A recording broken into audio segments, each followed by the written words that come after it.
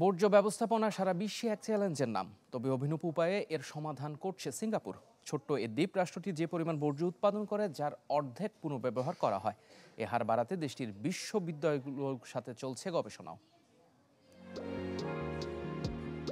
বিশ্বব্যাংকের হিসেবে প্রতি বছর পৃথিবীতে 2 বিলিয়ন টন বর্জ্য জমে।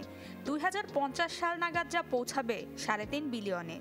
বৈশ্বিক বর্জ্যের মাত্র 13.5%ই পুনর্ব্যবহার করা হয়। এক্ষেত্রে উদাহরণ হতে পারে সিঙ্গাপুর।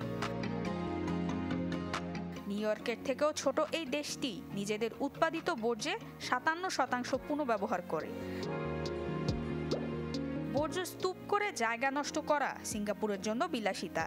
তাই প্রতিদিন 2000-এর বেশি ট্রাকের মাধ্যমে সংগ্রহিত বর্জ্য 4টি চুল্লির মাধ্যমে পুড়িয়ে ফেলা হয়, যেখান থেকে মোট চাহিদার অন্তত 3% বিদ্যুৎ উৎপাদন করা হয়।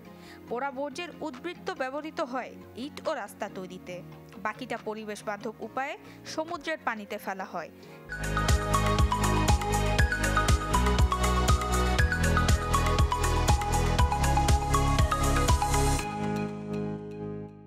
এই পদ্ধতিতে পালাউ সিমাকাও নামে এক দ্বীপ তৈরি করে ফেলেছে দেশটি।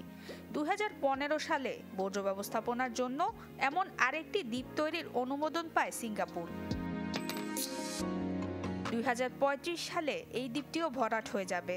তাই বিভিন্ন বিশ্ববিদ্যালয়ের সাথে যৌথভাবে গবেষণা করে যাচ্ছে দেশটি। 2030 সালে সক্ষমতা 70% নিয়ে যাওয়ার পরিকল্পনা সিঙ্গাপুর সরকারের। নুসরাত মৌমি, চ্যানেল 24।